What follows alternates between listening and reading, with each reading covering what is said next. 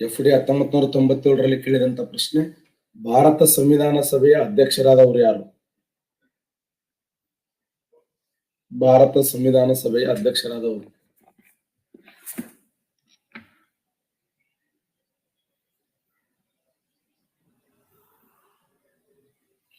Doctor Babu Rajendra Prasad. Right answer ನೋಡಿ. ಭಾರತ ಸಂವಿಧಾನದ ಸಭೆಯ ಅಧ್ಯಕ್ಷರಾದವರು ಯಾರು ಅಂದ್ರೆ ಡಾಕ್ಟರ್ ಬಾಬು ರಾಜೇಂದ್ರ ಪ್ರಸಾದ್. ಸಂವಿಧಾನದ ಮೊದಲ ಕೈ ಲಿಖಿತ ನಕಲನ್ನು ಯಾರ ಮಾರ್ಗದರ್ಶನದಲ್ಲಿ ಕರಕುಶಲ ಮಾಡಲಾಯಿತು? ಇನ್ಸ್ಪೆಕ್ಟರ್ 2019ರಲ್ಲಿ ಕೇಳಿದಂತ ಪ್ರಶ್ನೆ, ಸಂವಿಧಾನದ ಮೊದಲ ಕೈ ಲಿಖಿತ ನಕಲನ್ನು ಯಾರ ಮಾರ್ಗದರ್ಶನದಲ್ಲಿ ಮಾಡಲಾಯಿತು? ಮಿಹಿರ್ ಸೇನ್ ಅವರು, SN ಬ್ಯಾನರ್ಜಿ ಅವರು, ಮುಖೇಶ್ ಬಂಡೋಪಾಧ್ಯಾಯ ಅವರು, ನಂದಲಾಲ್ ಬೋಸ್ ಅವರು. ಎಕ್ಸಲೆಂಟ್. ಸರಿಯಾದಂತ ಉತ್ತರ ನಂದಲಾಲ್ ಬೋಸ್ ನೋಡಿ. ನಂದಲಾಲ್ ಬೋಸ್ ಅವರ ಮಾರ್ಗದರ್ಶನದಲ್ಲಿ ಸಂವಿಧಾನದ ಮೊದಲ ಕೈ ಲಿಖಿತ ನಕಲನ್ನು ಯಾರ ಮಾರ್ಗದರ್ಶನದಲ್ಲಿ ಕರಕುಶಲ ಮಾಡಲಾಯಿತು ಅಂದ್ರೆ ಸರಿಯಾದಂತ ಉತ್ತರ ನಂದಲಾಲ್ ಬೋಸ್. ಹಾಗಾದ್ರೆ ಯಾರು ಮಾಡಿದ್ರು ಭಾರತ ಸಂವಿಧಾನವನ್ನು ತಮ್ಮ ಹ್ಯಾಂಡ್ ರೈಟಿಂಗ್ ಮೂಲಕ ಮೊದಲ ಬಾರಿಗೆ ಬರೆದವರು ಯಾರು? ಎಸ್, ಪ್ರೇಮ್ ಬಿಹಾರಿ ಅನ್ನುವಂತ ವ್ಯಕ್ತಿ ನೋಡಿ. ಪ್ರೇಮ್ ಬಿಹಾರಿ. ಈ ಪ್ರೇಮ್ ಬಿಹಾರಿ ಅನ್ನುವಂತ ವ್ಯಕ್ತಿ ಏನ್ ಮಾಡಿದಾರೆ ಅಂದ್ರೆ ಭಾರತ ಸಂವಿಧಾನದ ಆ ಒಂದು ಅಕ್ಷರಗಳ ರೂಪದಲ್ಲಿ ಬರೆದವ್ರು ಯಾರಂದ್ರೆ ಪ್ರೇಮ್ ಬಿಹಾರಿ. ಅದಕ್ಕೆ ಮಾರ್ಗದರ್ಶನ ಮಾಡಿದಂತ ವ್ಯಕ್ತಿ ಯಾರಂದ್ರೆ ನಂದಲಾಲ್ ಬೋಸ್. ನಂದಲಾಲ್ ಬೋಸ್. ಕೊಟ್ಟಿರುವ ಸಂಕೇತಗಳನ್ನು ಬಳಸಿ ಕೆಳಗಿನಗಳನ್ನು ಹೊಂದಿಸಿ ಬರೆಯಿರಿ. Rajendra Prasad, doctor BR Ambedkar, Vallabhbhai Patel, Jawaharlal Nehru. ರಾಜೇಂದ್ರ ಪ್ರಸಾದ್ ಯಾರು ಅಂತಂದ್ರೆ ಭಾರತ ಸಂವಿಧಾನದ ರಚನಾ ಸಭೆಯ ಅಧ್ಯಕ್ಷರು. ಜವಾಹರ್ಲಾಲ್ ನೆಹರು ಭಾರತ ಸಂವಿಧಾನ ರಚನಾ ಸಭೆಯ ನಾಯಕರು. ಸರ್ದಾರ್ ವಲ್ಲಭಾಯ್ ಪಟೇಲ್ ಮೂಲಭೂತ ಹಕ್ಕುಗಳ ಸಮಿತಿಯ ಅಧ್ಯಕ್ಷರು. ಡಾಕ್ಟರ್ ಬಾಬಾ ಸಾಹೇಬ್ ಅಂಬೇಡ್ಕರ್ ಭಾರತ ಸಂವಿಧಾನದ ಕರಡು ರಚನಾ ಸಮಿತಿಯ ಅಧ್ಯಕ್ಷರಾಗಿದ್ದರು ಅಲ್ಲ?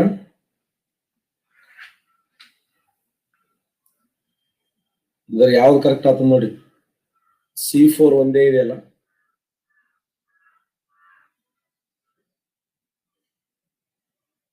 C4 ಒಂದೇ ಇದೆ ನೋಡಿ.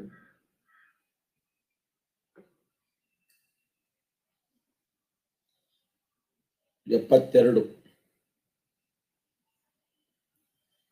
A2 B1 C4 D3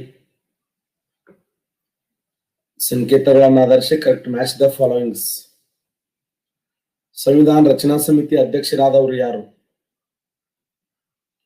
ಸಂವಿಧಾನದ ರಚನಾ ಸಮಿತಿ ಅಧ್ಯಕ್ಷರಾದವರು PC 2006ರಲ್ಲಿ ಕೇಳಿದಂತ ಪ್ರಶ್ನೆ. 92% ಕರೆಕ್ಟ್ ಆನ್ಸರ್ ಹಾಕಿದ್ದಿ. Doctor Babu Rajendra Prasad. Right answer ನೋಡಿ. ಯಾರು ಭಾರತ ಸಂವಿಧಾನದ ಶಾಶ್ವತ ಮಂಡಳಿಯ ಅಧ್ಯಕ್ಷರಾಗಿದ್ರು? ಅವರೇ ಒಳ್ಳೆ ಹೇಳಿಗ ಅವರಾಗ ಹೋಗ್ಬೇಕು. ಡಾಕ್ಟರ್ BR ಅಂಬೇಡ್ಕರ್ ಅವರು ಭಾರತ ಸಂವಿಧಾನ ರಚನೆಯಲ್ಲಿ ಯಾವ ಅಸೆಂಬ್ಲಿಯಿಂದ ಆಯ್ಕೆಯಾದರು? ಪಶ್ಚಿಮ ಬಂಗಾಳ, ಮುಂಬೈ, ಮಧ್ಯ ಭಾರತ, ಪಂಜಾಬ್. ಪಶ್ಚಿಮ ಬಂಗಾಳ ರೈಟ್ ಆನ್ಸರ್ ನೋಡಿ. ಡಾಕ್ಟರ್ BR ಅಂಬೇಡ್ಕರ್ ಅವರು ಎಲ್ಲಿಂದ, ಯಾವ ಅಸೆಂಬ್ಲಿಯಿಂದ ಭಾರತ ಚುನಾವಣೆಗೆ ಆಯ್ಕೆಯಾದರು ಅಂದ್ರೆ ಪಶ್ಚಿಮ ಬಂಗಾಳದ ಅಸೆಂಬ್ಲಿಯಿಂದ. ಸಂವಿಧಾನದ ರಚನಾ ಸಭೆಯಲ್ಲಿ ಭಾಗವಹಿಸಿದ ಈ ಕೆಳಗಿನ ಯಾರು ಕನ್ನಡಿಗರಲ್ಲ? ಈಗಾಗಲೇ ನಾವು ಕನ್ನಡಿಗರು ಅಧ್ಯಯನ ಮಾಡಿದ್ದೆವು. ಡಾಕ್ಟರ್ VVD ನೋಡಿ. VV ಗಿರಿ ಅವರಲ್ಲ. ಭಾರತ ಸಂವಿಧಾನ ರಚನೆಯಲ್ಲಿ ಪಾಲ್ಗೊಂಡಿರ್ತಕ್ಕಂಥ ಕನ್ನಡಿಗರು ತೆಗೆದುಕೊಂಡಾಗ ಮುಂಬೈ ಪ್ರಾಂತ್ಯದಿಂದ ಇಬ್ರು ಪಾಲ್ಗೊಂಡಿದ್ರು. ಕೋರ್ಗಪ್ಪ ಅಂತದಿಂದ ಪೊನ್ನಚ್ಚಿ ಅವರು ಪಾಲ್ಗೊಂಡಿದ್ರು. ಮುಂಬೈ ಪ್ರಾಂತ್ಯದಿಂದ S ನಿಜಲಿಂಗಪ್ಪ ಮತ್ತು ಇನ್ನೊಬ್ರು ಯಾರು? S ನಿಜಲಿಂಗಪ್ಪ ಮತ್ತೆ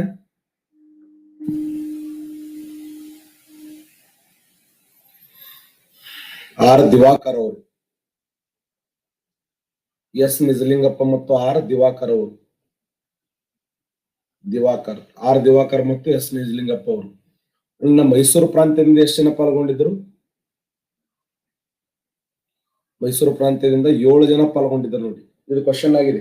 ಮೈಸೂರು ಪ್ರಾಂತ್ಯದಿಂದ ಟೋಟಲ್ ಎಷ್ಟು ಜನ ಪಾಲ್ಗೊಂಡಿದ್ರು ಅಂದ್ರೆ 7 ಜನ ಪಾಲ್ಗೊಂಡಿದ್ರು. ಒಟ್ಟು 7 ಜನ ಪಾಲ್ಗೊಂಡಿದ್ರು ಮೈಸೂರು ಪ್ರಾಂತ್ಯದಿಂದ. ಅಲ್ಲ, ಆ 7 ಜನ ಯಾರು ಅಂತಂದ್ರೆ ಕೆ.ಸಿ. ರೆಡ್ಡಿ ಅವರು, ಕೆಂಗಲ್ ಹನುಮಂತಯ್ಯ ಅವರು, ಟಿ. ಸಿದ್ದಲಿಂಗಯ್ಯ ಅವರು,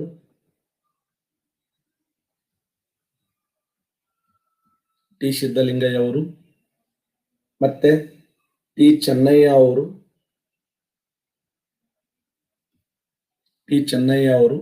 ಮತ್ತೆ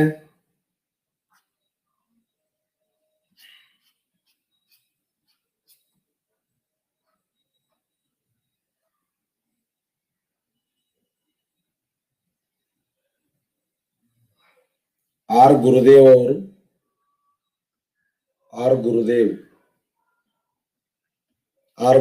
ಅವರು, ಮತ್ತೆ ಎಚ್. ಸಿದ್ದವೀರಪ್ಪ ಅವರು,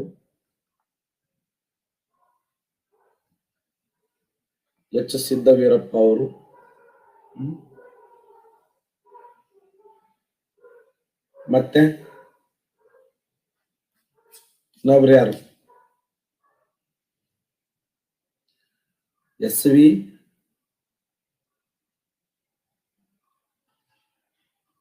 ಕೃಷ್ಣಮೂರ್ತಿ ಅವರು.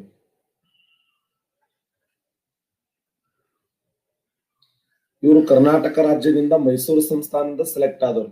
ಭಾರತ ಸಂವಿಧಾನದ ರಚನೆಯಲ್ಲಿ ಪಾಲ್ಗೊಂಡಿರ್ತಕ್ಕಂಥ 7 ಜನ ಕನ್ನಡಿಗರು ಯಾರು?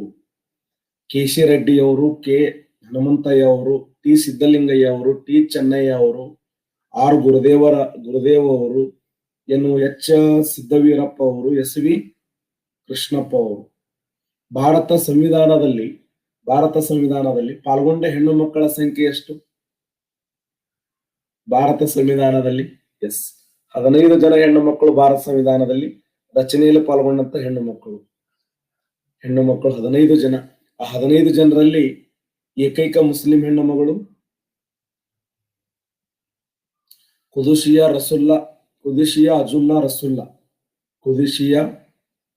ಅಜುಲ್ಲಾ ರಸುಲ್ಲಾ, ನೆನ್ಪಿಡಿ, ಕುದುಶಿಯಾ ಅಜುಲ್ಲಾ ರಸುಲ್ಲಾ. ಕರೆಕ್ಟಾ? ಓಕೆ. ನಾವು ನಿನ್ನೆ ಭಾರತ ಸಂವಿಧಾನ ಯಾವ್ಯಾವ ಮೂಲಗಳಿಂದ ಏನೇನು ಪಡ್ಕೊಂಡದಂತ ಅಧ್ಯಯನ ಮಾಡಿದ್ವಿ. ಭಾರತ ಸಂವಿಧಾನ ಯಾವ್ಯಾವ ಭಾಗಗಳಿಂದ, ಯಾವ್ಯಾವ ಮೂಲಗಳಿಂದ ಏನೇನು ಪಡ್ಕೊಂಡಿದ್ದೇನು ಅಂತ. ಅಮೆರಿಕ ದೇಶದ ಸಂವಿಧಾನದಿಂದ. ಪ್ರಪಂಚದ ಸರಿಸುಮಾರು ಎಷ್ಟು ರಾಷ್ಟ್ರಗಳ ಸಂವಿಧಾನ ಅಂತ ಹೇಳಿದ್ದೆ ನಿಮಗೆ? ಪ್ರಪಂಚದ ಸರಿಸುಮಾರು 60 ದೇಶದ ಸಂವಿಧಾನವನ್ನ ಬೇರೆ ಬೇರೆ ಮೂಲಗಳಿಂದ ನಾವು ಬೇರೆ ಬೇರೆ ವಿಚಾರಗಳನ್ನ ಅಭಿಕೆನ್ನಲಾಗಿದೆ ಅಂತ. ಹಾಗಾದ್ರೆ ಅತಿ ಹೆಚ್ಚು ಯಾವ ಮೂಲದಿಂದ ನಾವು ಪಡ್ಕೊಂಡೆವು? ಅತಿ ಹೆಚ್ಚು ಯಾವ ಮೂಲ? ಎಕ್ಸಲೆಂಟ್. 1935 ಕಾಯ್ದೆ. 1935 ಕಾಯ್ದೆಯಿಂದ 70%ಕ್ಕಿಂತ ಹೆಚ್ಚು ವಿಚಾರಗಳನ್ನು ಪಡೆದುಕೊಂಡ ಸಲುವಾಗಿ ಈ 1935 ಭಾರತ ಸರ್ಕಾರ ಕಾಯ್ದೆಯನ್ನ ಭಾರತ ಸಂವಿಧಾನದ ಮೂಲ ನಕ್ಷೆ ಅಂತ ಕರೀತಾರೆ. ಅಲ್ಲ, 1935 ಕಾಯ್ದೆಯನ್ನ ಭಾರತ ಸಂವಿಧಾನದ ಮೂಲ ನಕ್ಷೆ, ಭಾರತ ಸಂವಿಧಾನದ ಬ್ಲೂ ಪ್ರಿಂಟ್ ಅಂತ ಕರೀತಾರೆ. 1935 ಕಾಯ್ದೆ. ಕೇಂದ್ರದಲ್ಲಿ ಪ್ರಬಲವಾಗಿರುವಂತಹ ಒಕ್ಕೂಟ ವ್ಯವಸ್ಥೆಯನ್ನು ಯಾವ ದೇಶದ ಸಂವಿಧಾನದ ಎರವಲು ಪಡ್ಕೊಂಡೆವು? ಎಕ್ಸಲೆಂಟ್. ಕೆನಡಾ ದೇಶದ ಸಂವಿಧಾನ ನೆನಪಿಡಿ.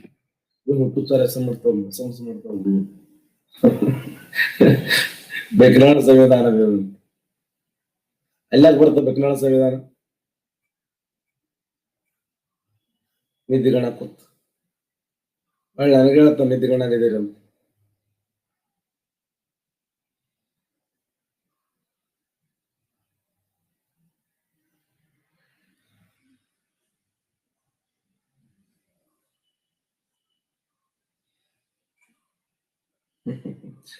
ಜಗಳ ಗಂಟು ಮಂದಿ ಮುಂಜಾನೆ ಅಂತ.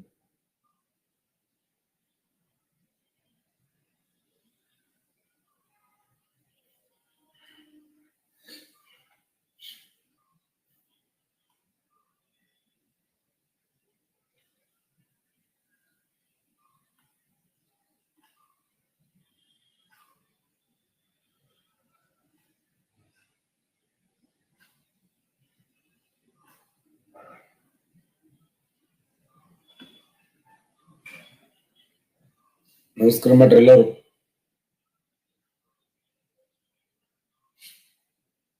ಭಾರತ ಸಂವಿಧಾನದ ಪ್ರಸ್ತಾವನೆ ನೋಡಿ.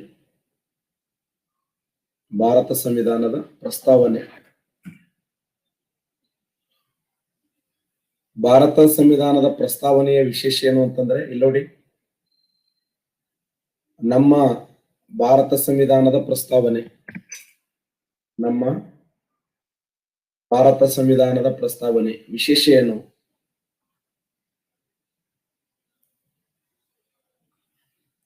ಭಾರತದ ಪ್ರಜೆಗಳಾದ ನಾವು ಭಾರತವನ್ನು ಒಂದು ಪರಮಾಧಿಕಾರ ಅಥವಾ ಸಾರ್ವಭೌಮ ಅಂತಂದ್ರು ಒಂದೇ. ನೋಡಿ, ಭಾರತದ ಪ್ರಜೆಗಳಾದ ನಾವು ಭಾರತವನ್ನು ಒಂದು ಪರಮಾಧಿಕಾರ ಸಾರ್ವಭೌಮ ಅಂತ ಕರಿತೀವಿ. ಸಾರ್ವಭೌಮ ಅಂತಂದ್ರು ಒಂದೇ, ಪರಮಾಧಿಕಾರ ಅಂದ್ರು ಒಂದೇ. ಭಾರತದ ಪ್ರಜೆಗಳಾದ ನಾವು ಭಾರತವನ್ನು ಪರಮಾಧಿಕಾರ ಸಮಾಜವಾದಿ ಆರಂಭ ಆಗ್ತದ ಅಂತ ಕೇಳ್ತಾರೆ. ನಮ್ಮ ಭಾರತ ಸಂವಿಧಾನ ಯಾವ ಪದದಿಂದ ಆರಂಭ ಆಗ್ತದೆ ಅಂದ್ರೆ ಭಾರತದ ಪ್ರಜೆಗಳಾದ ನಾವು ಅನ್ನುವಂತ ಪದದಿಂದ ಆರಂಭವಾಗುತ್ತದೆ. ಭಾರತದ ಪ್ರಜೆಗಳಾದ ನಾವು, ನಮ್ಮ ಭಾರತ ಸಂವಿಧಾನ ಎಲ್ಲಿಂದ ಆರಂಭ ಆಗ್ತದೆ ಅಂತ ಕ್ವಶನ್ ಕೇಳಿದಾಗ ಭಾರತದ ಪ್ರಜೆಗಳಾದ ನಾವು ಅನ್ನುವಂತ ಪದದಿಂದ ಆರಂಭ ಆಗ್ತದೆ. ಭಾರತದ ಪ್ರಜೆಗಳಾದ ನಾವು ಭಾರತವನ್ನು ಒಂದು ಪರಮಾಧಿಕಾರ ಸಮಾಜವಾದಿ ಸರ್ವಧರ್ಮ ಸಮನ್ವಯ ಜಾತ್ಯಾತೀತ. ಸರ್ವಧರ್ಮ ಸಮನ್ವಯ ಅಂತಂದ್ರು ಒಂದೇ, ಜಾತ್ಯಾತೀತ ಅಂದ್ರು ಒಂದೇ. ಪ್ರಜಾಸತ್ತಾತ್ಮಕ ಗಣರಾಜ್ಯವನ್ನಾಗಿ ರಚಿಸಲು ಹಾಗೂ ಅದರ ಸಮಸ್ತ ನಾಗರಿಕರಿಗೆ ನ್ಯಾಯ, ಸಮಾನತೆ, ಸ್ವಾತಂತ್ರ್ಯ, ಸಮಾನತೆಯನ್ನು ದೊರೆಯುವಂತೆ ಮಾಡಲು ಏನು, ಭಾರತದ ಪ್ರಜೆಗಳಾದ ನಾವು ಭಾರತವನ್ನ ಒಂದು ಸಾರ್ವಭೌಮ ಸಮಾಜವಾದಿ ಜಾತ್ಯಾತೀತ ಪ್ರಜಾಸತ್ತಾತ್ಮಕ ಗಣರಾಜ್ಯವನ್ನಾಗಿ ರಚಿಸಲು ಹಾಗೂ ಅದರ ಸಮಸ್ತ ನಾಗರಿಕರಿಗೆ ಏನ್ ಕೊಡೋದು, ಅವರಿಗೆ ನ್ಯಾಯವನ್ನು ಒದಗಿಸುವುದು, ಅವರಿಗೆ ಸ್ವಾತಂತ್ರ್ಯವನ್ನು ಒದಗಿಸುವುದು, ಅವರಿಗೆ ಸಮಾನತೆಯನ್ನು ಒದಗಿಸುವುದು. ಯಾವುದರಲ್ಲಿ ನ್ಯಾಯ ಅಂತಂದ್ರ ಸಾಮಾಜಿಕ ನ್ಯಾಯ, ಆರ್ಥಿಕ ನ್ಯಾಯ, ರಾಜಕೀಯ ನ್ಯಾಯ ಅಲ್ಲ. ಎಂತ ನ್ಯಾಯ ಅಂದ್ರೆ ಸಾಮಾಜಿಕವಾಗಿರುವಂತ ನ್ಯಾಯ, ಆರ್ಥಿಕವಾಗಿರುವಂತ ನ್ಯಾಯ, ರಾಜಕೀಯವಾಗಿರುವಂತ ನ್ಯಾಯ. ಎಂತ ಸ್ವಾತಂತ್ರ್ಯ? ವಿಚಾರವನ್ನ ವ್ಯಕ್ತಪಡಿಸುವಂತ ಸ್ವಾತಂತ್ರ್ಯ, ಅಭಿವ್ಯಕ್ತಿ ಸ್ವಾತಂತ್ರ್ಯ, ವಿಶ್ವಾಸದ ಸ್ವಾತಂತ್ರ್ಯ, ಧರ್ಮ ಶ್ರದ್ಧೆ ಸ್ವಾತಂತ್ರ್ಯ, ಉಪಾಸನ ಅಂದ್ರೆ ಏನು? ಉಪಾಸನೆ ಅಂದ್ರೆ ಏನು? ಇವನು ಕನ್ನಡ ಮೀನಿಂಗ್ ಉಪಾಸನ ಅಂತಂದ್ರ ಉಪವಾಸಲ್ಲಿ ಯಾವ ಉಪಾಸನರು? ಉಪಾಸನ ಅಂದ್ರೆ ಏನು? ಆಚರಣೆ, ನಂಬಿಕೆ, ಶ್ರದ್ಧೆ. ಆಚರಣೆ, ನಂಬಿಕೆ, ಶ್ರದ್ಧೆ ಇದೆಲ್ಲ ಇದಕ್ಕೆ ಉಪಾಸನ ಅಂತ ಕರೀತಾರೆ. ಆರಾಧನೆ, ನಂಬಿಕೆ. ಏನ್ ನಂಬಿಕೆ? 7 ಗಂಟೆ 10 ನಿಮಿಷ ಆದ್ರೂ ಕೂಡ ಸರ್ ಕ್ಲಾಸಿಗೆ ಬರ್ತಾರ ಅನ್ನುವಂತ ನಂಬಿಕೆ. ಅದು ಎಟ್ಟೆ ಕಾಲಕ್ಕೆ ಗ್ಯಾರಂಟಿ. ಅಲ್ಲಿ ಏನೋ ಟೆಕ್ನಿಕಲ್ ಪ್ರಾಬ್ಲಮ್ ಆಗಿರುತ್ತದ, ಒಟ್ಟು ಬರ್ತಾರ. ನಂಬಿಕೆ ಇದೆಲ್ಲ ಆ ನಂಬಿಕೆ. ಯಾರೋ 7:20 7:10 ಬಂದಿನಿ, ಸುಮ್ ಜಾಳ ತೆಗಿಬೇಡ ನೀವು. ನೋಡಿ 7:20 ಅಂತ, 7:10 ಬಂದಿನಲ್ಪ ನಾನು. 7:10 ತೊಗೊಂಡಿನಿ ಕ್ಲಾಸ್.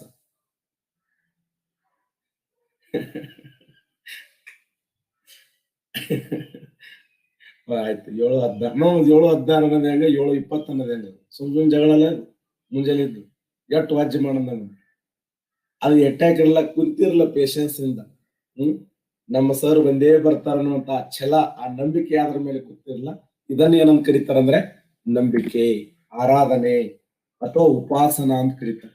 ವಿಚಾರ, ಅಭಿವ್ಯಕ್ತಿ, ವಿಶ್ವಾಸ, ಧರ್ಮ ಶ್ರದ್ಧೆ ಮತ್ತು ಉಪಾಸನ ಸ್ವಾತಂತ್ರ್ಯ. ನೋಡಿ, ಭಾರತದ ಸಂವಿಧಾನದಲ್ಲಿ ಎಷ್ಟು ಪದಗಳಿವೆ ಅಂತಂದ್ರೆ ಭಾರತ ಸಂವಿಧಾನದಲ್ಲಿ ಸರಿಸುಮಾರು 11 ಪದಗಳದಾವೆ. ಆ 11 ಪದಗಳನ್ನ ಪಟ ಪಟ ಪಟ ಪಟ ಪಟ ಅಂತ ಬೈಪಟ್ ಮಾಡ್ಬೇಕು. 11 ಪದಗಳು ಯಾವುವು? ಇಲ್ಲಿ ನೋಡಿ, ಭಾರತದ ಪ್ರಜೆಗಳಾದ ನಾವು, ಭಾರತದ ಪ್ರಜೆಗಳಾದ ನಾವು ಅನ್ನುವಂತ ಒಂದು ಪದ. ಓಕೆ, ಭಾರತದ ಪ್ರಜೆಗಳಾದ ನಾವು ಒಂದು, ಪರಮಾಧಿಕಾರ ಅಂದ್ರೆ ಸಾರ್ವಭೌಮ ಅಂತ ಅರ್ಥ, ಸಮಾಜವಾದಿ 2, 3 ಪದಗಳು, ಜಾತ್ಯಾತೀತ, ಪ್ರಜಾಸತ್ತಾತ್ಮಕ, ಗಣರಾಜ್ಯ ನೋಡಿ 6 ಪದಗಳಾದವು, ನ್ಯಾಯ 7, ಸ್ವಾತಂತ್ರ್ಯ 8, ಸಮಾನತೆ 9. ಹೌದಾ? ಮತ್ತೆ ವ್ಯಕ್ತಿ ಗೌರವ, ರಾಷ್ಟ್ರದ ಏಕತೆ, ಅಖಂಡತೆಯನ್ನು ಮೂಡಿಸಲು ಭಾತೃತ್ವ ಭಾತೃತ್ವ ಭಾತೃತ್ವ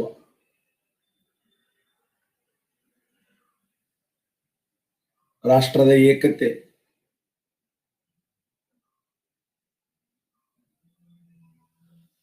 ಏಕತೆ ಅಂದ್ರೂ ಒಂದೇ, ಸಮಗ್ರತೆ ಅಂದ್ರೂ ಒಂದೇ ಅಲ್ಲ. ಏಕತೆಗಿರುವಂತ ಇನ್ನೊಂದು ಹೆಸರು ಸಮಗ್ರತೆ. ಸುಮ್ಮ ಹೊಲಕ್ ಹೋಗ್ಬಿಡ್ರಿ ನೀವು ನಿದ್ದಿಗಣ್ಣಾಗ. ತೆಗಿರಿ, ಭಾರತ ಸಂವಿಧಾನದ ಪ್ರಸ್ತಾವನೆ ಹೇಳಾಗತ್ತೀನಿ. 1 2 3 4 5 6 7 8 9 10 11. ಭಾರತ ಸಂವಿಧಾನದಲ್ಲಿ ಎಷ್ಟು ಪದಗಳದಾವ ಅಂದ್ರೆ, ಭಾರತ ಸಂವಿಧಾನದ ಪ್ರಸ್ತಾವನೆಯಲ್ಲಿ 11 ಪದಗಳದಾವೆ. ಆ 11 ಪದಗಳನ್ನು ನಾನು ಮಾರ್ಕ್ ಮಾಡಿದ್ದೇನೆ. ಆ ಮಾರ್ಕ್ ಮಾಡಿದ ಪದಗಳು ಯಾವ ಅಂತಂದ್ರೆ, ಭಾರತದ ಪ್ರಜೆಗಳಾದ ನಾವು ಭಾರತವನ್ನ ಒಂದು ಪರಮಾಧಿಕಾರ ಅಂದ್ರೆ ಸಾರ್ವಭೌಮ, ಭಾರತವನ್ನ ಸಾರ್ವಭೌಮ, ಸಮಾಜವಾದಿ, ಜಾತ್ಯತೀತ, ಪ್ರಜಾಸತ್ತಾತ್ಮಕ ಗಣರಾಜ್ಯವನ್ನಾಗಿ ರಚಿಸಲು ಹಾಗೂ ಅದರ ಸಮಸ್ತ ನಾಗರಿಕರಿಗೆ ಸಾಮಾಜಿಕ, ಆರ್ಥಿಕ ಮತ್ತು ರಾಜಕೀಯ ನ್ಯಾಯ ಹಾಗೂ ವಿಚಾರ, ಅಭಿವ್ಯಕ್ತಿ, ವಿಶ್ವಾಸ, ಧರ್ಮಶ್ರದ್ಧೆ ಹಾಗೂ ಉಪಾಸನಾ ಸ್ವಾತಂತ್ರ್ಯವನ್ನ, ಯಾವ ಏನು ಸಮಾನತೆ ಅಂದ್ರೆ ಸ್ಥಾನಮಾನಗಳಲ್ಲಿ ಮತ್ತು ಅವಕಾಶಗಳಲ್ಲಿ, ಸ್ಥಾನಮಾನ ಮತ್ತು ಅವಕಾಶಗಳಲ್ಲಿ ಹಾಗೂ ಸಮಾನತೆ ದೊರೆಯುವಂತೆ ಮಾಡಲು, ವ್ಯಕ್ತಿ ಗೌರವವನ್ನ, ರಾಷ್ಟ್ರದ ಏಕತೆಯನ್ನ, ಅಖಂಡತೆಯನ್ನ ಮೂಡಿಸಿ ಎಲ್ಲರಲ್ಲಿಯೂ ಎಂತ ಭಾವನೆ ಅಂದ್ರೆ ಭಾತೃತ್ವದ ಭಾವನೆಯನ್ನು ಬೆಳಗುವಂತೆ ಶ್ರದ್ಧಾಪೂರ್ವಕವಾಗಿ ದೃಢ ಸಂಕಲ್ಪವಾಗಿ ಮಾಡುವುದಾಗಿ ನಮ್ಮ ಸಂವಿಧಾನದ ಸಭೆಯಲ್ಲಿ ದಿನಾಂಕ 26 ನವೆಂಬರ್ 1949ನೇ ದಿನದಂದು ಈ ಮೂಲಕ ಸಂವಿಧಾನವನ್ನು ಅಂಗೀಕರಿಸಿ ಅಧಿನಿಯಮಿತಗೊಳಿಸಿ ನಮಗೆ ನಾವೇ ಅರ್ಪಿಸಿಕೊಂಡಿದ್ದೇವೆ. ಬೋಲೋ ಭಾರತ್ ಮಾತಾ ಕಿ. ಭಾರತ ಸಂವಿಧಾನದ ಪೂರ್ವ ಪೀಠಿಕೆ ಹೆಂಗಿದೆ ವಿಚಾರ ಮಾಡಿ. ಭಾರತ ಸಂವಿಧಾನದ ಪೂರ್ವ ಪೀಠಿಕೆ ವಿಚಾರ ನೋಡಿ ಹೆಂಗಿದೆ, ಎಷ್ಟು ಅದ್ಭುತವಾದ ಶಕ್ತಿ ಇದೆ. ಇಂಥ ನಮ್ಮ ಭಾರತ ಸಂವಿಧಾನವನ್ನ ಬೇರೆ ಬೇರೆ ವ್ಯಕ್ತಿಗಳು ತಮ್ಮದೇ ಆಗಿರುವಂತ ಬೇರೆ ಬೇರೆ ವಿಚಾರಗಳಲ್ಲಿ ವ್ಯಕ್ತಪಡಿಸ್ತಾ ಬಂದರು. ಏನೇನದಾವೆ ನೋಡಿ ಪದಗಳು: ಸಾರ್ವಭೌಮ,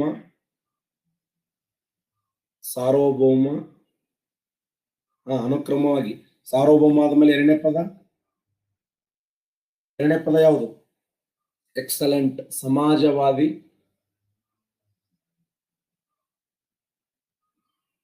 ಸಮಾಜವಾದಿ, ಮೂರನೇ ಪದ ಜಾತ್ಯತೀತ,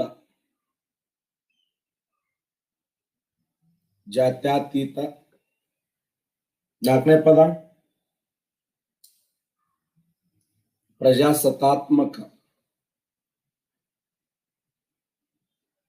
ಪ್ರಜಾಸತ್ತಾತ್ಮಕ, ಐದನೇ ಪದ ಗಣರಾಜ್ಯ. ಈಗ ಭಯಪಟ್ಟಾಗ್ಲಿ, ಸಾವಿರಾರು ಮಂದಿ ಇದರಿ, ಇದ್ರಾಗ ಪರ್ಫೆಕ್ಟ್ ಆಗ್ಬೇಕು. ಗಣರಾಜ್ಯ, ಸಾರ್ವಭೌಮ, ಸಮಾಜವಾದಿ, ಜಾತ್ಯತೀತ, ಪ್ರಜಾಸತ್ತಾತ್ಮಕ ಗಣರಾಜ್ಯ. ಓಕೆ. ನ್ಯಾಯ, ಮತ್ತೆ ಸಮಾನತೆ,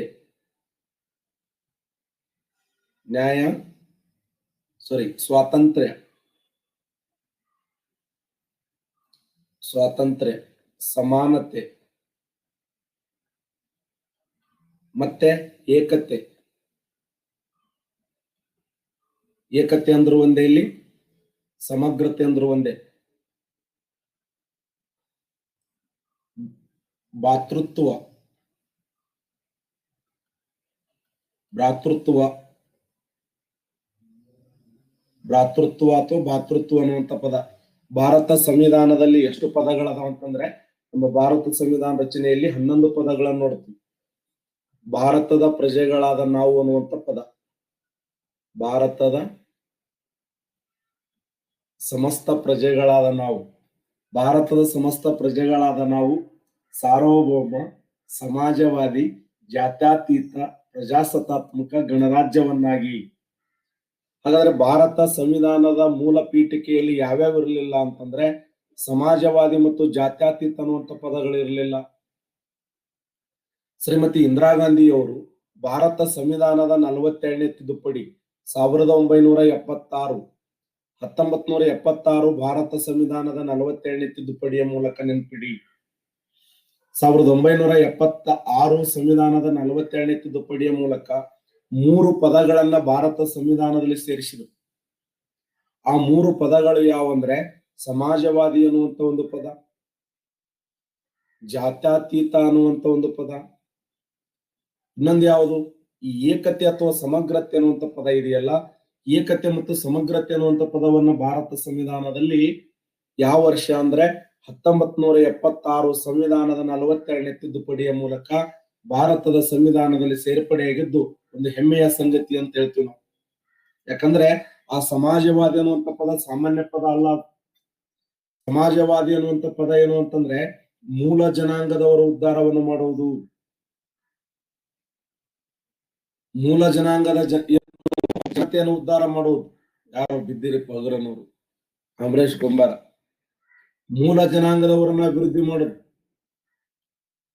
ಹಿಂದುಳಿದವರನ್ನ, ದೀನರನ್ನ, ದಲಿತರನ್ನ, ಶೋಷಣೆಗೆ ಒಳಗಾದವರನ್ನ ಅವರನ್ನು ಉದ್ಧಾರ ಮಾಡದೆ ಸಮಾಜವಾದಿ. ಹೆಣ್ಣು ಮಕ್ಕಳನ್ನ, ಬಾಲ ಕಾರ್ಮಿಕರನ್ನ, ಜೀತ ಪದ್ಧತಿಗೊಳಗಾದವರನ್ನ, ಶೋಷಣೆಗೊಳಗಾದವರನ್ನ ಸಮಾಜದ ಮುಖ್ಯವಾಹಿನಿಗೆ ತರ್ತಾರಲ್ಲ, ಇದನ್ನ ಸಮಾಜವಾದಿ ಅನ್ನುವಂತ ಪದ ಅಂತ ಕರಿತೀವಿ. ಸಾರ್ವಭೌಮ ಅಂದ್ರೆ ಏನು? ಸಾರ್ವಭೌಮ ಅಂತಂದ್ರೆ ಇಡೀ ಭಾರತ ದೇಶನೇ ಸರ್ವ ಸ್ವತಂತ್ರ ಅಂತ. ಇವತ್ತು ಆಂತರಿಕವಾಗ್ಲಿ ಬಾಹ್ಯವಾಗ್ಲಿ ನಮ್ಮ ಮೇಲೆ ಯಾರು ಒತ್ತಡ ಇರಂಗಿಲ್ಲ. ಆಂತರಿಕವಾಗಿ ಬಾಹ್ಯವಾಗಿ ನಮ್ಮ ಮೇಲೆ ಯಾರೇ ಒತ್ತಡ ತರಂಗಿಲ್ಲ. ನಾವು ಸರ್ವ ಸ್ವತಂತ್ರರು. ಭಾರತ ದೇಶ ಸರ್ವ ಸ್ವತಂತ್ರ ರಾಷ್ಟ್ರ.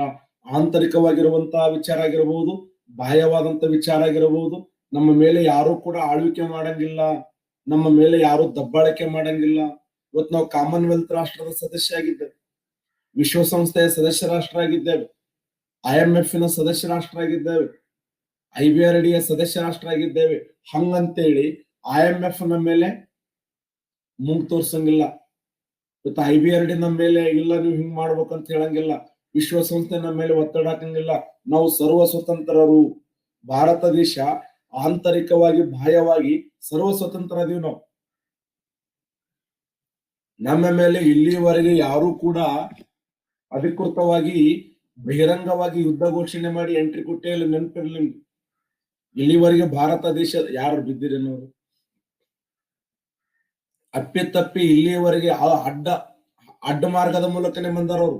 ಚೀನಾ ಎಣ್ಣೆ ಮುಲ್ಲಾ ಚೀನಾ ಎಂಟ್ರಿ ಕೊಟ್ರಿ, ವಾಮ ಮಾರ್ಗದ ಮೂಲಕ ಎಂಟ್ರಿ ಕೊಟ್ರಿ. ಬಾ ಅಂತ ನೋಡಮ್ ಚೀನಾ, ಬಾ ಅಂತ ನೋಡಮ್. ಅಡ್ಡ ಮಾರ್ಗದ ಮೂಲಕ ಭಾರತ ದೇಶಕ್ಕೆ ಎಂಟ್ರಿ ಕೊಟ್ಟಿದ್ದಾರೆ, ಬಾಹ್ಯಾಕ್ರಮಣ ಮಾಡಿದ್ದಾರೆ.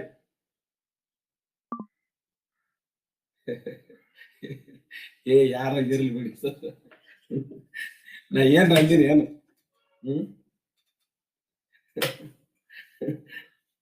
ಏನು ನೋಡ್ತದ ನಿಂದಿರೋಣ. ನೋಡಿ, ಭಾರತ ದೇಶ ಏನಪ್ಪಾ ಅಂತಂದ್ರೆ ಇದೊಂದು ಸಾರ್ವಭೌಮ ರಾಷ್ಟ್ರ ಅಂತ ಕರಿತೀವಿ. ಭಾರತ ದೇಶ ಸಮಾಜವಾದಿ ರಾಷ್ಟ್ರ ಅಂತ ಕರೀತಾರೆ. ಸಮಾಜವಾದಿ ಅಂದ ಆ ಪದದ ಅರ್ಥ ಏನು ಅಂತಂದ್ರೆ ಭಾರತ ದೇಶದಲ್ಲಿ ಎಲ್ಲರೂ ಬದುಕಬೇಕು ಅಂತ. ದೀನರು, ದಲಿತರು, ಶೋಷಣೆಗೊಳಗಾದವರು, ಮಹಿಳೆಯರು, ವೃದ್ಧರು. ಅದಕ್ಕೆ ನೋಡಿ ಸಮಾಜವಾದಿ ಅನ್ನುವಂತ ವಿಚಾರ ಎಷ್ಟು ಅದ್ಭುತವಾದಂತ ವಿಚಾರ ಇದೆ. ಪ್ರಪಂಚದಲ್ಲಿ ಸಮಾಜವಾದಿ ವ್ಯವಸ್ಥೆಯಲ್ಲಿ 2 ವ್ಯವಸ್ಥೆಗಳದಾವ. ಮೂಲ ಸಮಾಜವಾದಿಗಳಂತ ಕರೀತಾರೆ. ಮೂಲ ಸಮಾಜವಾದಿಗಳಂದ್ರೆ ಚೀನಾ ದೇಶ ಆಗಿರಬಹುದು, ರಷ್ಯಾ ದೇಶ ಆಗಿರಬಹುದು, ಉತ್ತರ ಕೊರಿಯಾ, ದಕ್ಷಿಣ ಕೊರಿಯಾ, ಅವೆಲ್ಲ ಬಹಳ ಸರ್ವಾಧಿಕಾರ ರಾಷ್ಟ್ರಗಳು. ಡಿಕ್ಟೇಟರ್ಶಿಪ್ ಅಂತ ಕರೀತಾರೆ. ಜನರನ್ನ ವಿಚಾರ ಮಾಡಂಗಿಲ್ಲ ಆ ರಾಷ್ಟ್ರಗಳಲ್ಲಿ. ಆ ರಾಷ್ಟ್ರದ ಸಿದ್ಧಾಂತನೇ ಮುಖ್ಯ ಅಂತಾರ ಸಮಾಜವಾದಿ ರಾಷ್ಟ್ರಗಳು. ಇಲ್ಲಿ ಉದಾಹರಣೆ ಉತ್ತರ ಕೊರಿಯಾ ಅಂತ ಒಂದು ದೇಶ ಇದೆ. ಉತ್ತರ ಕೊರಿಯಾ ದೇಶದ ವಿಶೇಷ ಯಾರೇನು ಹಾಕ್ಬಿಡ್ತು ನೋಡಂತದ್ದು. ನಾಯನೇಂದ್ರ ಸುಮ್ ಹೋಗಿ ಹಾಕ್ತು ನೋಡ. ಅವು ಹೈಡ್ರೋಜನ್ ಬಾಂಬ್ ಕಂಡಿಡದಾರ ಅವ್ರು. ಯಾರು ಏನ್ರ ಮಾತಾಡಿದ್ರು ಹಾಕ್ಲೇ ನಿನಗ ನಾಯನೇಂದ್ರಿ ಅಂತ ಸುಮ್ ಹೋಗು. ಅಂತ ಎಲ್ಲ ರಾಷ್ಟ್ರಗಳು ಡೇಂಜರ್ ದೇಶಗಳು. ಹೌದಲ್ಲ? ಪ್ರಪಂಚದಲ್ಲಿ ಕೆಲವೊಂದು ರಾಷ್ಟ್ರಗಳು ಡೇಂಜರ್ ಅದಾವೆ. ಅಂತ ರಾಷ್ಟ್ರಗಳಲ್ಲಿ ಆ ಸಮಾಜವಾದಿ ವ್ಯವಸ್ಥೆ ಅಷ್ಟು ಪರಿಪೂರ್ಣ ಇಲ್ಲ. ಆದರೆ ನಮ್ಮ ಭಾರತ ದೇಶದಲ್ಲಿ ಎಂತ ಅರ್ಥ ವ್ಯವಸ್ಥೆ ಇದೆ ಅಂದ್ರೆ ಮಿಶ್ರ ಅರ್ಥ ವ್ಯವಸ್ಥೆ ಇದೆ. ನಮ್ಮ ಭಾರತ ದೇಶದಲ್ಲಿ ಗೌರ್ಮೆಂಟ್ ಸ್ಕೂಲ್ಗಳು ಅದಾವೆ, ಪ್ರೈವೇಟ್ ಸ್ಕೂಲ್ಗಳು ಅದಾವೆ, ಗೌರ್ಮೆಂಟ್ ಜಾಬು ಇದೆ, ಪ್ರೈವೇಟ್ ಜಾಬು ಇದೆ, ಗೌರ್ಮೆಂಟ್ ಹಾಸ್ಪಿಟಲ್ ಇದೆ, ಪ್ರೈವೇಟ್ ಹಾಸ್ಪಿಟಲ್ ಇದೆ. ಪ್ರೈವೇಟ್ ಅನ್ನೋದು ಬಂಡವಾಳಶಾಹಿ ಆದ್ರೆ ಗೌರ್ಮೆಂಟ್ ಅನ್ನೋದು ಸಮಾಜಶಾಹಿ. ಇವತ್ತು 112 ಫೋನ್ ಹೊಡೆದೇವ್ ಅಂತಂದ್ರೆ 112 ಈ 112 ನಂಬರ್ ಫೋನ್ ಹೊಡೆದೇವ್ ಅಂತ ಆಂಬುಲೆನ್ಸ್ ನಿಮ್ಮ ಮನೆ ಮುಂದೆ ಬಂದ್ ನಿಂದಿರ್ತದೆ ಅಲ್ಲ. 112ಗೆ ನಾವು ಏನಾದ್ರೂ ಫೋನ್ ಕ್ಲಿಕ್ ಮಾಡಿದೇವ್ ಅಂದ್ರೆ ಆಂಬುಲೆನ್ಸ್ 108 ಅನ್ನೋದು ನೋಡಿ. ಇವ್ರ ಕರೆಂಟ್ ಇವೆಂಟ್ಸ್ ಪಾಠ ಕೇಳಾರದವ್ರು ಇವ್ರು, ಹೌದಲ್ಲ? ಇವ್ರು ಏನ್ 108 ಅಂತಾರಲ್ಲ, ಇವ್ರು ಯಾರು ಕರೆಂಟ್ ಇವೆಂಟ್ಸ್ ಅನ್ನ ಕ್ಲಾಸ್ ಕೇಳಾರದವ್ರು. ಇವತ್ತು ಕರೆಂಟ್ ಇವೆಂಟ್ಸ್ ಕ್ಲಾಸ್ ಇರ್ತದ, ಒಂದು 30 ಕ್ವಶನ್ ಡಿಸ್ಕಸ್ ಮಾಡ್ತೀನಿ. ರಾತ್ರಿ ಎಷ್ಟು ಗಂಟೆಗೆ? 9 ಗಂಟೆಗೆ. ಹೌದಾ ಅಲ್ಲೋ? ನಮ್ಮ ಮನೆ ಹೇಳಿನೋ ಇಲ್ಲ ಅದನ್ನ 108 ಹೋಗಿ 112 ಆಗ್ಯದ ಅಂತ ತಿಳಿನಿಲ್ಲ. ಮತ್ತೆ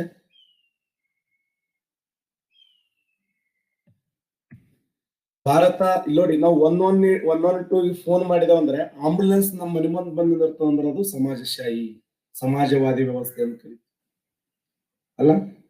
ಹಾಸ್ಪಿಟ್ಲ್ಗಳಲ್ಲಿ ತಿಂಗಳಾನುಗಟ್ಲೆ ದವಾಖಾನೆ ನಮಗ ಹಾಸ್ಪಿಟಲ್ ಎಲ್ಲಾ ಖರ್ಚು ವೆಚ್ಚಗಳನ್ನು ಕೊಡ್ತಾರಲ್ಲ, ಅದನ್ನು ಸಮಾಜಶಾಹಿ. ಅದಕ್ಕೆ ಭಾರತ ದೇಶ ಸಾರ್ವಭೌಮ, ಸಮಾಜವಾದಿ, ಜಾತ್ಯತೀತ. ಜಾತ್ಯತೀತ ಅಂದ್ರೆ ಏನು? ಯಾವುದೇ ಧರ್ಮ ಅಲ್ಲ. ಅಧಿಕೃತವಾಗಿ ಭಾರತ ದೇಶ ಒಂದು ಧರ್ಮವನ್ನು ಘೋಷಣೆ ಮಾಡಿಕೊಂಡಿಲ್ಲ. ಇವತ್ತು ಬಾಂಗ್ಲಾದೇಶಕ್ಕೆ ಹೋದ್ರೆ ಬಾಂಗ್ಲಾದೇಶದ ರಾಷ್ಟ್ರೀಯ ಧರ್ಮ ಮುಸ್ಲಿಂ ಇದೆ. ಶ್ರೀಲಂಕಾ ದೇಶಕ್ಕೆ ಹೋದ್ರೆ ಶ್ರೀಲಂಕಾದ ರಾಷ್ಟ್ರೀಯ ಧರ್ಮ ಕ್ರೈಸ್ತ ಧರ್ಮ ಇದೆ, ಏನು ಬೌದ್ಧ ಧರ್ಮ ಇದೆ ಶ್ರೀಲಂಕಾದ. ಬಾಂಗ್ಲಾದೇಶಕ್ಕೆ ಹೋದ್ರೆ ರಾಷ್ಟ್ರೀಯ ಧರ್ಮ ಮುಸ್ಲಿಂ ಇದೆ ಅಲ್ಲ. ಇವತ್ತು ಪಾಕಿಸ್ತಾನಕ್ಕೆ ಹೋದ್ರೆ ಪಾಕಿಸ್ತಾನದ ರಾಷ್ಟ್ರೀಯ ಧರ್ಮ ಮುಸ್ಲಿಂ.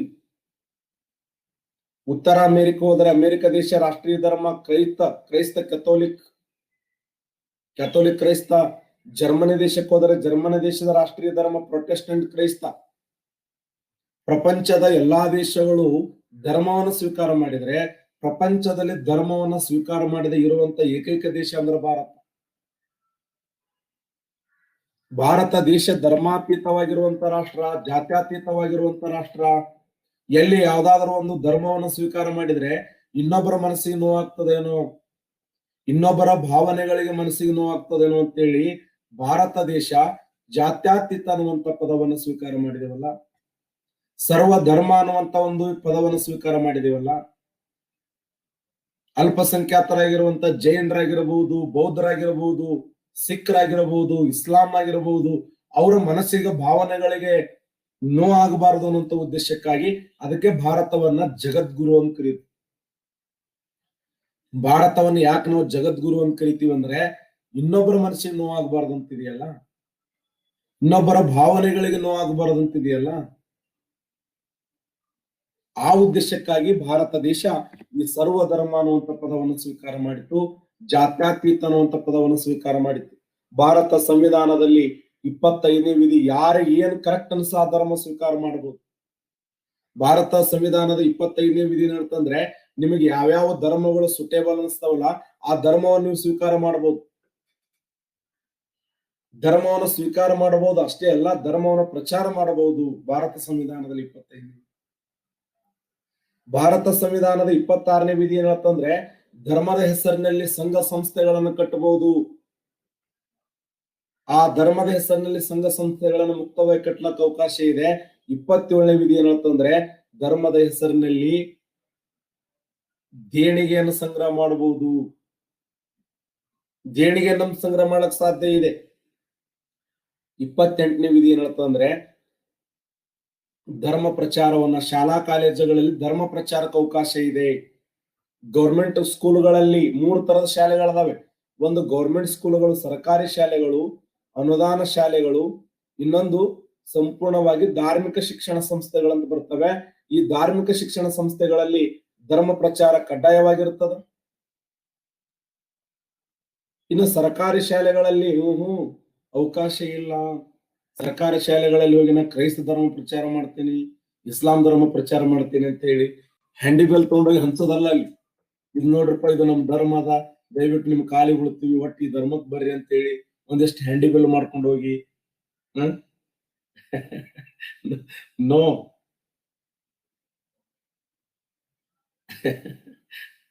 ಅಲ್ಲಿ ಹೋಗಿ ಏನಪ್ಪಾ ಅಂತಂದ್ರೆ ಅಲ್ಲಿ ಏನು ಮಾಡಂಗಿಲ್ಲ ಗೌರ್ಮೆಂಟ್ ಸ್ಕೂಲ್ಗಳಲ್ಲಿ. ಆದ್ರೆ ಈ ಅನುದಾನ ಶಾಲೆಗಳದಾವಲ್ಲ, ಅನುದಾನ ಶಾಲೆಗಳ ವಿಶೇಷ ಏನು ಅಂತಂದ್ರೆ ಮಕ್ಕಳು ಸಣ್ಣ ಸಣ್ಣ ಇದ್ದು ಅಂತಂದ್ರೆ ಅವರ ತಂದೆ ತಾಯಿಗಳ ಪರ್ಮಿಷನ್ ತಗೋಬೇಕು. ಈ ಸಣ್ಣ ಸಣ್ಣ ಸುಮ್ಮನೆ ಕೂತಿರ್ತಾವು, ಹೊಟ್ಟೆ ತುಂಬಾ ಬಿಸಿ ಊಟ ಮಾಡ್ಬೇಕಂತೇಳಿ, ಹೌದಲ್ಲ?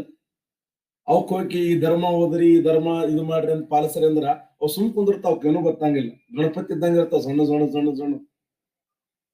ಅದಕ್ಕೆ ಆ ಮಕ್ಕಳಿಗೆ ಏನಾದ್ರೂ ನಾವು ಧರ್ಮ ಪ್ರಚಾರ ಮಾಡ್ಬೇಕಾದ್ರೆ ಅವರ ತಂದೆ ತಾಯಿಗಳ ಪರ್ಮಿಷನ್ ತಗೋಬೇಕು. ವಿತೌಟ್ ಪರ್ಮಿಷನ್ ನೀವು ಧರ್ಮ ಪ್ರಚಾರವನ್ನು ಮಾಡುವ ಹಾಗಿಲ್ಲ. ಆ ಮಗುವಿನ ಪರ್ಮಿಷನ್, ಮಗು ತಿಳುವಳಿಕೆ ಇತ್ತಂದ್ರೆ ಮಗುವಿನ ಪರ್ಮಿಷನ್ ಕೇಳಬೇಕು. ಒಂದು ವೇಳೆ ಮಗುವಿಗೆ ತಿಳುವಳಿಕೆ ಇಲ್ಲ ಅಂತಂದ್ರೆ ಅವರ ತಂದೆ ತಾಯಿಗಳ ಪರ್ಮಿಷನ್ ತಗೊಂಡು ಧರ್ಮ ಪ್ರಚಾರವನ್ನು ಮಾಡಬೇಕು. ಕೊಟ್ಟಿದ್ದಾರೆ ಭಾರತ ಸಂವಿಧಾನದಲ್ಲಿ 4 ವಿಧಿಗಳದಾವ. ಸಂವಿಧಾನದ 25ನೇ ವಿಧಿ ಇದೆ, 26ನೇ ವಿಧಿ, 27ನೇ ವಿಧಿ, 28ನೇ ವಿಧಿ. ಸಂವಿಧಾನದ 25ನೇ ವಿಧಿ ಹೇಳತ್ತಂದ್ರೆ ನಿಮಗ ಮನಸ್ಸಿಗೆ ಬಂದಿರತಕ್ಕಂತ, ಮನಸ್ಸಿಗೆ ಇಷ್ಟವಾಗುವ ಧರ್ಮವನ್ನ ಅವಕ್ಕನ್ನಬಹುದು. ಅವಕ್ಕಂದ ಮೇಲೆ ಆ ಒಂದು ಧರ್ಮದ ಹೆಸರಿನಲ್ಲಿ ಸಂಘ ಸಂಸ್ಥೆ ಕಟ್ಟಬಹುದು. ಧರ್ಮದ ಹೆಸರಿನಲ್ಲಿ ಸಂಘ ಸಂಸ್ಥೆ ಕಟ್ಟಿದ ಮ್ಯಾಗ ದೇಣಿಗೆ ಸಂಗ್ರಹ ಮಾಡಬಹುದು. ಮತ್ತೆ ನೀವು ದೇಣಿಗೆ ಅವಕ್ಕನ್ನಂಗಿಲ್ಲ. ಚಲೋ ಐತಲ್ಲ ಇದೊಂದು ಐಡಿಯಾ. ಧರ್ಮದ ಹೆಸರಿನಲ್ಲಿ ನಾವು ಸಂಘ ದೇಣಿಗೆ ಇಸ್ಕೋತೀವಿ ಅಂತಲ್ಲ, ಆ ದೇಣಿಗೆ ಇಸ್ಕೊಂಡಿದ್ದು ಏನ್ ಮಾಡ್ಬೇಕು ಅಂತಂದ್ರೆ ಗುಳು ಮನದಲ್ಲದು. ಆ ಧರ್ಮದ ಹೆಸರಿಗೆ ಧರ್ಮಕ್ಕ ಖರ್ಚು ಮಾಡ್ಬೇಕದು ಅಲ್ಲ.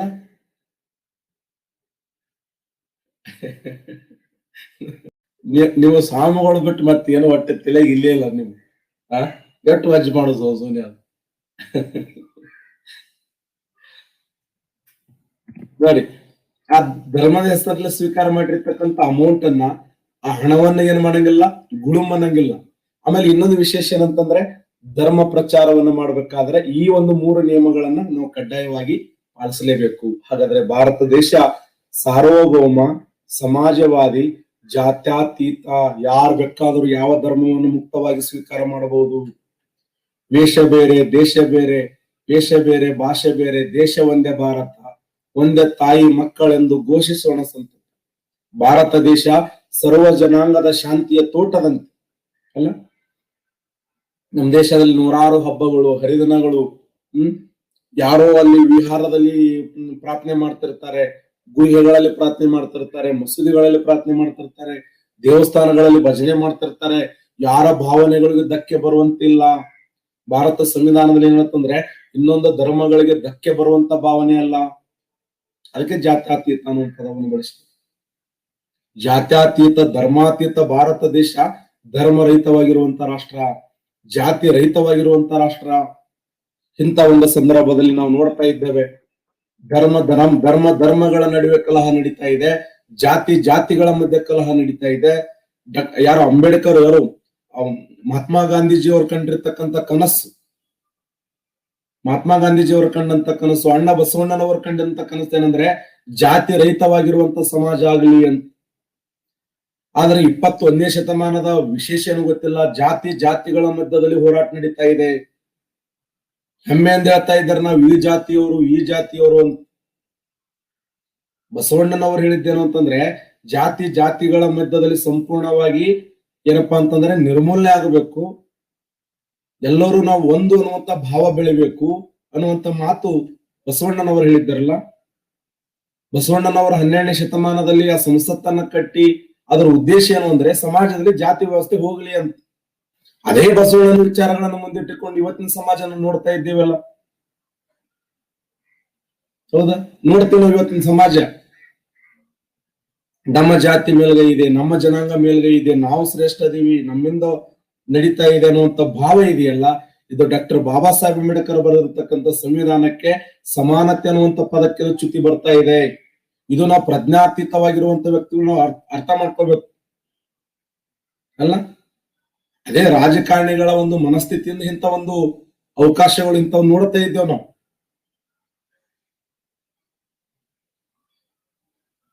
ಜಾತಿಗಳ ಮಧ್ಯೆ ಕಲಹ ನಡೀತಾ ಇದೆ, ಸಂಘರ್ಷ ನಡೀತಾ ಇದೆ, ನಾವೆಲ್ಲರೂ ಒಂದು ಅನ್ನುವಂತ ಭಾವ ಬರ್ತಾ ಇಲ್ಲಲ್ಲ. ಯಾವುದೋ ಒಂದು ಸಣ್ಣ ಒಂದು ಆಶೆಗಾಗಿ ಇಂಥ ಒಂದು ವಿಚಾರ ಸಮಾಜದಲ್ಲಿ ಏನಾಗ್ತಾ ಇದೆ ಅಂದ್ರೆ ಬಿತ್ತನೆ ಆಗ್ತಾ ಇರೋದು ನೋವಿನ ಸಂಗತಿ ಅಂತ ಹೇಳಿ ಹೇಳಬಹುದು. ಯಾಕಂದ್ರೆ ಇವೆಲ್ಲ ಮುಂದಿನ ದಿನಮಾನಗಳಲ್ಲಿ ಬಹಳ ದುರ್ಲಭ ತರತು ನೆನಪಿಡಿ. ದೇಶದ ಐಕ್ಯತೆಗೆ ತೊಂದರೆ ಆಗ್ತದೆ, ರಾಜ್ಯದ ಐಕ್ಯತೆಗೆ ತೊಂದರೆ ಆಗ್ತದೆ. ನಾವು ಸೂರು, ನಾವು ಪೀರು, ನಾವು ಬಾರಿ, ನಮ್ಮಿಂದನೇ ಈ ಜಗತ್ತಿದೆ. ಯಾವ ಹೇಳಿದವ ನಿನ್ನಿಂದನೇ ಅಂತ? ಹಂಗಲ್ಲ ಅದು. ನಿನ್ನಿಂದನೇ ಪ್ರಪಂಚ ನಡೆಯಂಗಿಲ್ಲ ಅಂತಾರ ನೋಡ್ರಿ ಎಂತ ಒಂದು ಸಮಾಜ. ಹಾಗಾದ್ರೆ ಭಾರತ ಸಂವಿಧಾನದಲ್ಲಿ ಜಾತ್ಯಾತೀತ ಅನ್ನುವಂತ ಪದ, ಸಂವಿಧಾನ ಓದ್ರಿ ಕ್ರಮಬದ್ಧವಾಗಿ. ಸಂವಿಧಾನವನ್ನು ನೀವು ಎಳೆಯಾಗಿ ಅಧ್ಯಯನ ಮಾಡಿ. ಎದಕ್ ಕೊಟ್ರು ಡಾಕ್ಟರ್ ಬಾಬಾ ಸಾಹೇಬ್ ಅಂಬೇಡ್ಕರ್? ಸಮಾಜವಾದಿ, ಜಾತ್ಯಾತೀತ, ಪ್ರಜಾಸತ್ತಾತ್ಮಕ ಭಾರತ ದೇಶ ಪ್ರಜೆಗಳಿಂದ ಪ್ರಜೆಗಳಿಗಾಗಿ ಪ್ರಜೆಗಳಿಗೋಸ್ಕರ ನಡೆಯುವಂತ ಸರ್ಕಾರ ಇದು. ಇಲ್ಲಿ ಯಾರೋ ಒಬ್ಬನ ಆಸ್ತಿ ಅಲ್ಲ ಇದು. ಎಲ್ಲ ಇಡೀ ಸಮಸ್ತ ದೇಶದ 121 ಕೋಟಿ 1,93,422 ಜನಸಂಖ್ಯೆ ಕೂಡ ಅಪ್ಲೈ ಆಗ್ತದೆ. 121 ಕೋಟಿ 1,93,422 ಕೋಟಿ ಜನಸಂಖ್ಯೆ. ಪ್ರಜೆಗಳಿಂದ ಪ್ರಜೆಗಳಿಗಾಗಿ ಪ್ರಜೆಗಳಿಗೋಸ್ಕರ ನಡೆಯುವಂತ ಸರ್ಕಾರವನ್ನೇ ಪ್ರಜಾಪ್ರಭುತ್ವ ಸರ್ಕಾರ ಅಂತ ಹೇಳಿಲ್ವ? ಅಬ್ರಹಾಂ ಲಿಂಕನ್ ಅವರು ಹೇಳಿದಂತ ಮಾತೇನು? By the people, for the people, of the people. ಪ್ರಜೆಗಳಿಂದ ಪ್ರಜೆಗಳಿಗಾಗಿ ಪ್ರಜೆಗಳಿಗೋಸ್ಕರ ನಡೆಯುವಂತ ಸರ್ಕಾರವನ್ನ ಪ್ರಜಾಪ್ರಭುತ್ವ ಅಂತ ಕರೆದ್ರು ಅಲ್ಲ? By the people, of the people, for the people. ಕೇಳಿ ಹೊರಕ್ಕು ಅಂತ ನಾವು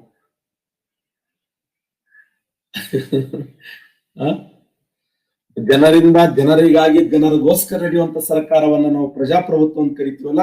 ಭಾರತ ದೇಶ ಪ್ರಜಾಸತ್ತಾತ್ಮಕವಾಗಿರುವಂತ ರಾಷ್ಟ್ರ ಅಂತ ಗುರುತಿಸ್ತೀವಿ. ಇನ್ನು ಗಣರಾಜ್ಯ ಅನ್ನುವಂತ ಪದ ಭಾರತ ಸಂವಿಧಾನದಲ್ಲಿ ಇದು ಬಹಳ ಇಂಪಾರ್ಟೆಂಟ್ ನೋಡಿ, ಗಣರಾಜ್ಯ. ಹಾಗಾದ್ರೆ ಗಣರಾಜ್ಯ ಅನ್ನುವಂತ ಪದವನ್ನ ಯಾವ ದೇಶದ ಸಂವಿಧಾನದಿಂದ ಅವಕ್ಕೆಂದವು? ಗಣರಾಜ್ಯ ಎಂಬ ಪದ ಎಕ್ಸಲೆಂಟ್. ಫ್ರಾನ್ಸ್ ದೇಶದ ಸಂವಿಧಾನ ನೋಡಿ. ಫ್ರಾನ್ಸ್ ದೇಶದ ಸಂವಿಧಾನದಿಂದ ಗಣರಾಜ್ಯ ಎಂಬ ಪದವನ್ನು ನಾವು ಪಡ್ಕೊಂಡೆವು. ಗಣರಾಜ್ಯ ಎಂಬ ಪದವನ್ನ ಸ್ವಾತಂತ್ರ್ಯ, ಸಮಾನತೆ, ಭ್ರಾತೃತ್ವ ಈ ಪದಗಳನ್ನ ಯಾವ ದೇಶದ ಸಂವಿಧಾನ ಅಂದ್ರೆ ಫ್ರಾನ್ಸ್ ದೇಶದ ಸಂವಿಧಾನ. ಫ್ರಾನ್ಸ್ ದೇಶದ ಸಂವಿಧಾನ. ಗಣರಾಜ್ಯ ಎಂಬ ಪದವನ್ನು ಯಾವ ದೇಶದ ಸಂವಿಧಾನದಿಂದ ಎರವಲು ಪಡೆಯಲಾಯಿತು ಅಂದ್ರೆ ಅದು ಫ್ರಾನ್ಸ್ ದೇಶದ ಸಂವಿಧಾನದಿಂದ ಎರವಲು ಪಡೆಯಲಾಯಿತು. ಈ ಪದಗಳನ್ನು ನೋಡಿ. ಭಾರತದ ಪ್ರಜೆಗಳಾದ ನಾವು ಸಾರ್ವಭೌಮ ನೋಡಿ, ಸಾರ್ವಭೌಮ, ಸಮಾಜವಾದಿ, ಜಾತ್ಯತೀತ, ಪ್ರಜಾಸತ್ತಾತ್ಮಕ, ಗಣರಾಜ್ಯ. ನ್ಯಾಯ, ನ್ಯಾಯ ಎಂಬ ಪದವನ್ನ ಯಾವ ನ್ಯಾಯ?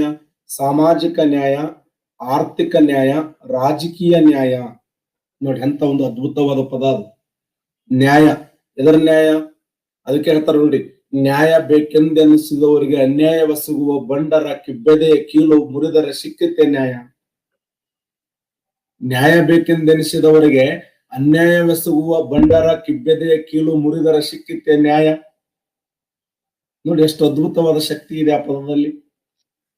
ಹಾಗಾದ್ರೆ ಸಾಮಾಜಿಕ ನ್ಯಾಯ, ಆರ್ಥಿಕ ನ್ಯಾಯ, ರಾಜಕೀಯ ನ್ಯಾಯ, ಸ್ವಾತಂತ್ರ್ಯ. ಎಂತ ಸ್ವಾತಂತ್ರ್ಯ? ಎಂತ ಸ್ವಾತಂತ್ರ್ಯ?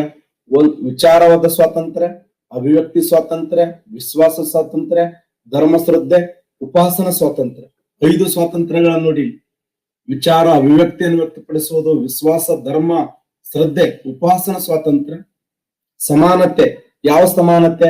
ಸ್ಥಾನಮಾನಗಳಲ್ಲಿ ಸಮಾನತೆ, ಅವಕಾಶಗಳಲ್ಲಿ ಸಮಾನತೆ ದೊರೆಯುವಂತೆ ಮಾಡಲು, ವ್ಯಕ್ತಿ ಗೌರವವನ್ನ, ರಾಷ್ಟ್ರದ ಏಕತೆಯನ್ನ, ಅಖಂಡತೆಯನ್ನ ಎತ್ತಿ ಹಿಡಿಯಲು ಅಥವಾ ಮೂಡಿಸಿ ಅಲ್ಲ, ಎಲ್ಲರಲ್ಲಿಯೂ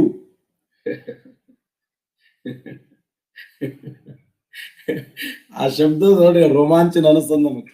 ಪ್ರತಿಯೊಂದು ಲೈನ್ ಅಕ್ಷರಗಳು ಕೂಡ ಎಷ್ಟು ರೋಮಾಂಚನ ಅನಿಸ್ತದೆ. ಯಾರ ಲ್ಯಾಪ್ಟಾಪ್ ಸುಟ್ಟು ಹೋಯ್ತನೋರು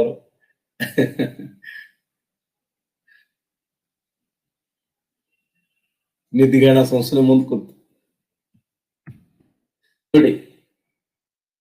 ವ್ಯಕ್ತಿ ಗೌರವವನ್ನ ಹಾಗೂ ರಾಷ್ಟ್ರದ ಏಕತೆಯನ್ನ, ಅಖಂಡತೆಯನ್ನು ಮೂಡಿಸಿ ಎಲ್ಲದರಲ್ಲಿಯೂ ಭಾತೃತ್ವ ಭಾವನೆಯನ್ನು ಬೆಳಗುವಂತೆ ಶ್ರದ್ಧಾಪೂರ್ವಕವಾದ ದೃಢ ಸಂಕಲ್ಪವಾಗಿ ಮಾಡುವುದಾಗಿ ನಮ್ಮ ಸಂವಿಧಾನ ಸಭೆ ದಿನಾಂಕ 26/1949 ಈ ಮೂಲಕ ಈ ಸಂವಿಧಾನವನ್ನು ಅಂಗೀಕರಿಸಿ ಅಧಿನಿಯಮಿತವನ್ನ ನಮಗೆ ನಾವೇ ಅರ್ಪಿಸಿಕೊಂಡಿದ್ದೇವೆ ಅನ್ನುವಂತ ಮಾತನ್ನ ಈ ಒಂದು ಭಾರತ ಸಂವಿಧಾನದಲ್ಲಿ ಹೇಳಲಾಯಿತು.